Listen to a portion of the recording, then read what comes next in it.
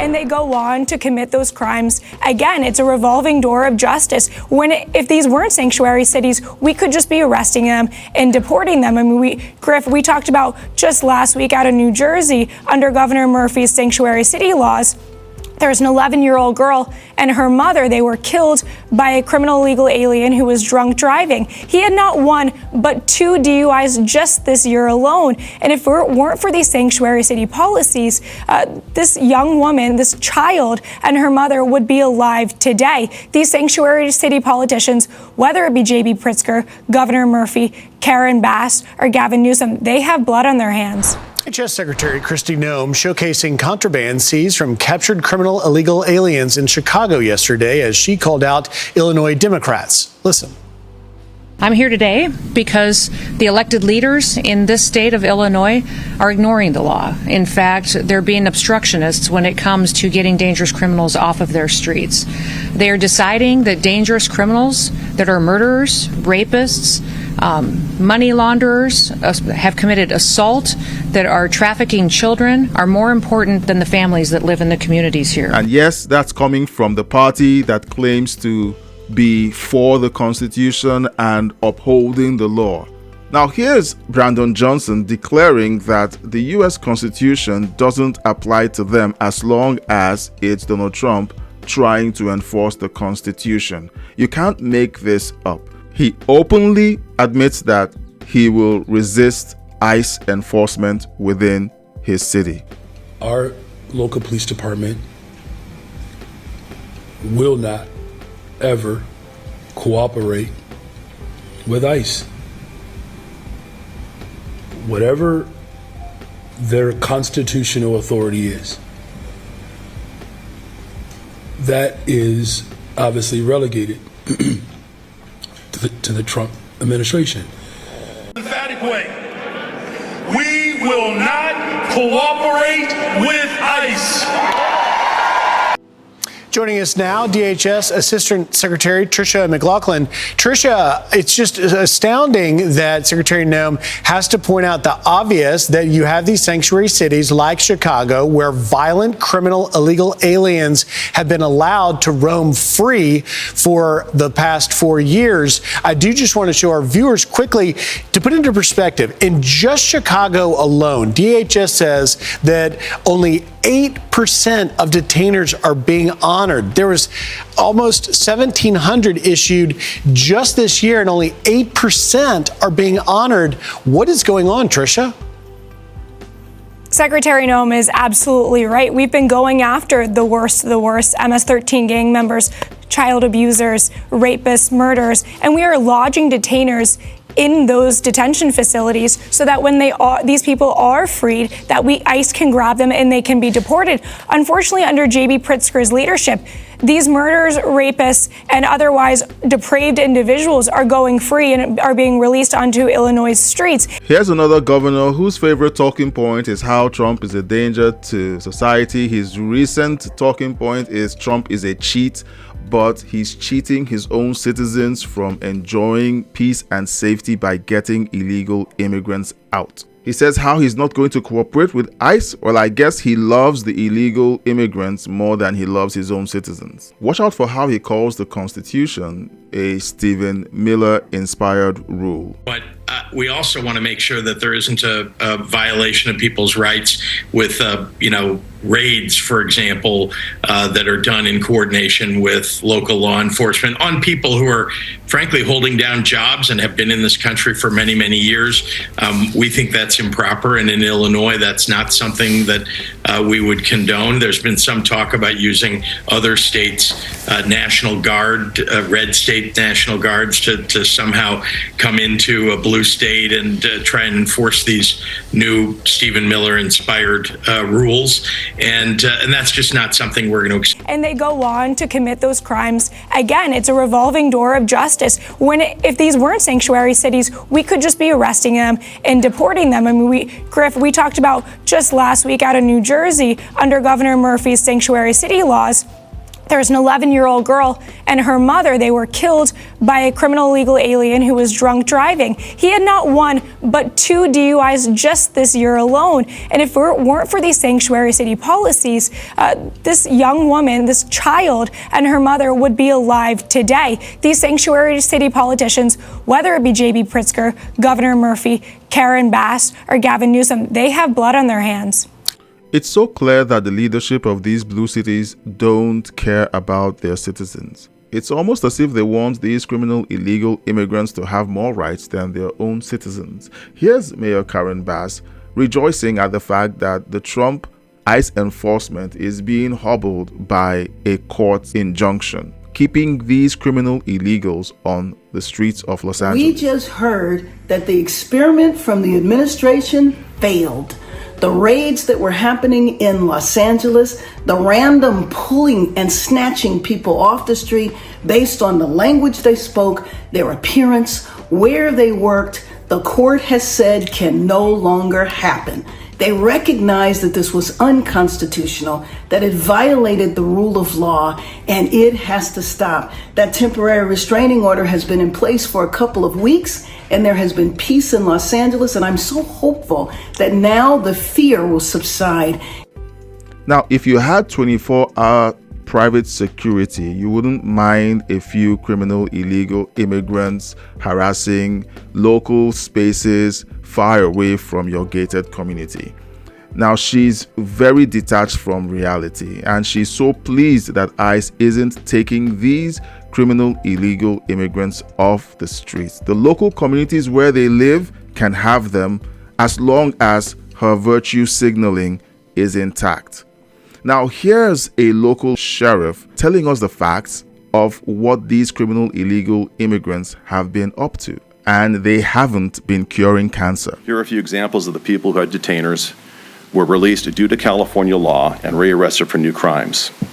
A man from Mexico was arrested in San Juan Capistrano for possession of methamphetamine and presenting a false ID to police on August 27th. He was rearrested again in San Juan Capistrano on October 28th for assault with a deadly weapon. These are just in calendar year 2024, by the way. A Vietnamese man was arrested by the Anaheim Police Department for identity theft on June 28th. Less than 2 weeks later, on July 9th, he was arrested by Westminster Police Department for forgery, false impersonation, and identity theft. Another man from Mexico was arrested on February 20th by the Sheriff's Department for vandalism and arson.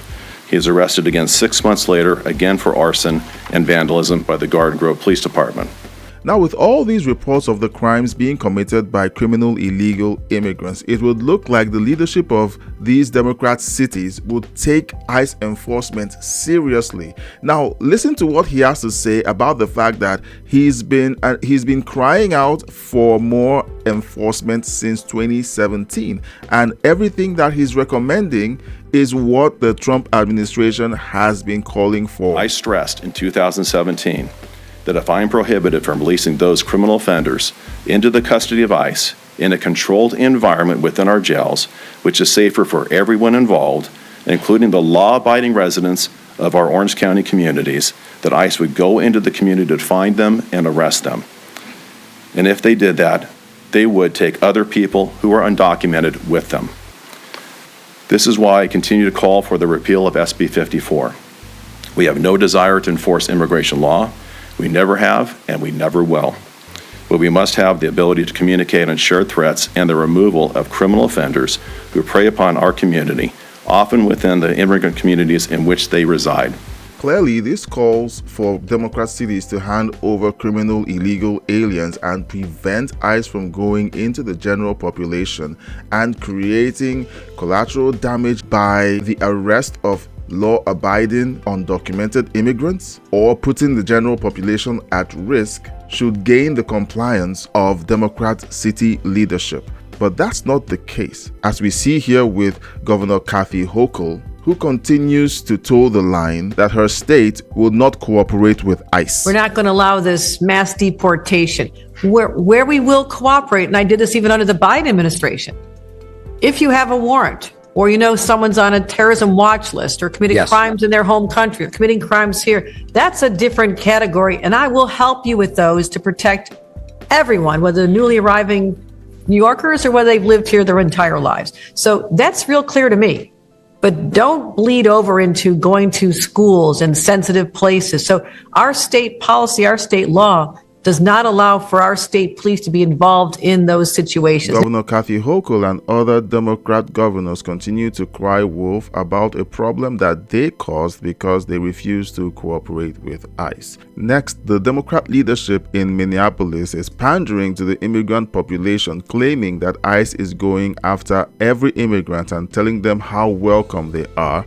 However, they gloss over the fact that they are preventing ICE from removing the criminal elements from the state. I want to speak directly to people who are undocumented. We love you. We care about you. In the city of Minneapolis, we will stand up for you, and we will do anything in our power to help. Because you're not an alien in our city, you're a neighbor. Now, in Minneapolis, we have what is called a separation ordinance. And that separation ordinance states clearly that our city officials, our police officers and beyond, will not be gathering information showing who is and who is not documented. And all this has been done for one reason. They oppose Trump's policies, and they will do everything in their power, including subverting the United States Constitution, in order to show their disagreement and their difference from the Trump administration, even if it puts their own citizens at risk. Here's President Trump in 2020 predicting what the Biden administration's open border policies, which they campaigned on, would do to the United States. This happened exactly the way he predicted it. And now that the Trump administration is trying to reverse the effects of Joe Biden's disastrous 4 years of open borders, they keep resisting him. So there has never been an election where we've had this kind of difference. We want strong borders. Without borders, you've heard me say it 1,000 times, without borders, you don't have a country. They don't want to have borders, they want to have open borders. It's radical left, and it'll destroy our country. Open borders are a radical left policy, and these policies are being held strong by radical left mayors of blue cities, irrespective of how it affects their citizens. The reason they were before our committee is because they had each said, with the exception of Mayor Adams, who said he would cooperate with ICE, but they had each said that they would ignore ICE detainers, which means they already have people who are in custody. ICE wants them because they are here illegally or they committed some sort of crime, and instead of releasing them into the public, just hold on to them. Give ICE a heads up, they'll come get them. That saves taxpayer dollars. It keeps ICE from having to send more people into those communities to rearrest that individual, and it protects law enforcement. Every time you're heading out to arrest somebody, that's a dangerous situation. After years of reports about criminal illegal immigrants committing crimes in Democrat blue cities, they continue to double down on open border policies. In January, Caroline Levitt was asked about these Democrat cities that have insisted on resisting ICE enforcement within their jurisdiction. Does the administration have any comment on leftist state and local officials defying ICE and Trump's deportation efforts? Yeah, I think it's very interesting that Democrat officials in these cities who have been completely overrun and overwhelmed by illegal immigrant criminals would refuse support and help to cure this problem that has especially taken over their cities. I guess they don't want to admit they've been wrong with their sanctuary city policies. I'm not sure. You'll have to ask them about their intentions, but they would be very wise to comply with this administration, because this administration is hell-bent on enforcing our nation's immigration laws, and this administration will continue to arrest and detain and deport illegal migrant criminals. And what we won't do is defy our nation's immigration laws like the previous administration. Again and again, Democrats continue to show their blatant disregard for the laws on the books. There are immigration laws that are being enforced by ICE, but the Democrats continue to conflate the issue, claiming that these are attacks on legal immigrants. There's nothing that could be further from the truth. There are many incidents that point to the fact that criminal illegal immigrants continue to make blue cities unsafe. We are going to be showing the American people what the fake news that you just played in your open doesn't want them to see. The bad guys that these guys are arresting, the criminals, and really tying it back to the government that invited this in. She's making a big deal about flights going out every single day. Well, guess what, lady? You had flights coming in every single day. We had millions of people being brought in. We've got to have millions of people taken out. And right now, the biggest problem in that fight is the city of Chicago and the state of Illinois and all of these sanctuary cities and states that are blocking them. Every single person that we picked up yesterday had an ICE hold when they were in jail or in prison, and those ICE holds were not complied with by the state prisons or by the local jails. And so these guys, ICE had to go out into the community to get these guys. Now, here's a question I have for you, and give me your answer in the comment section. If these blue cities continue to protect criminal illegal immigrants and they continue to perpetrate crimes which claim the lives of American citizens, do they have the blood of these citizens on their hands? It's just astounding. In that case, Tricia, I talked a lot about that this week because you did have this Mexican national that got a DUI in March, was released, got a DUI in May, was released, and now a mother and her beautiful 11-year-old daughter are dead as a result. And, you know, all of this, coast to coast, you guys, the administration, have sued these sanctuary jurisdictions, simply asking for cooperation with federal immigration law enforcement. Where do you see this heading? Do you think that the J.B. Pritzkers or the Kathy Hochul's or the Phil Murphys, these governors, will finally see the light and see that they need to play their part to keep these communities safer? Well, as Secretary Noem has said, we're just going to have to flood the zone in these sanctuary cities, whether it be Los Angeles, Chicago, New York City, Denver. We will bring our ICE officers there to make sure that we can get these criminal illegal aliens off of American streets. That's a big part of the reason why we're increasing our recruitment for ICE law enforcement. If you are interested in joining the fight and making America's streets safer, go to join.ice.gov. We're recruiting patriots, $50,000 bonus, student loan forgiveness, and you can help save America. So we really encourage patriots to please join us. As an immigrant, I disagree with the rhetoric that wanting safer cities and removing criminal illegal immigrants is racist and bigoted. In this video, we've seen again and again how the leadership of blue cities want to keep the criminal illegal immigrants within their population, yet blame the Trump administration when ICE goes into these spaces to enforce the letter of the law. Well, I've given you some of my thoughts on this story. Let me know your thoughts in the comment section, and don't forget to subscribe, like, and share. Hit the bell icon to be notified when fresh content is published by me. It helps out a whole lot.